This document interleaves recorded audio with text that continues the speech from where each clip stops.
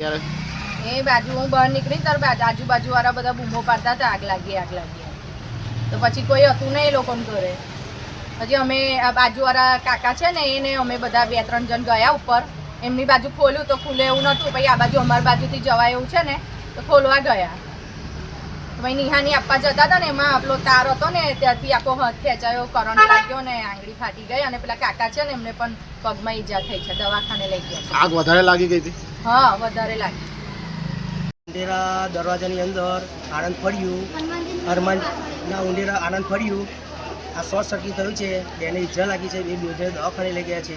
હવે શું થયું ખબર પડી નહીં, એવડે દવાખાને હતા ખબર પડે જે ગાડી એટલો ધર્મિષ્ઠ છે ને કે નરહરી છે.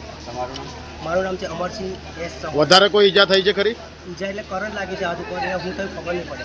ઘરમાં મોટા પાયે નુકસાન થયું જોવા મળે છે? એ ઉપર તો ખાલી હરગ્યું છે, બોટો તો કાઢી નાખ્યા છે, એ બહુ ખાસ નુકસાન નહીં થયું. મોટું નુકસાન થયું? મોટું નુકસાન નથી થયું. અમે ઉપર જઈને આવ્યા છીએ.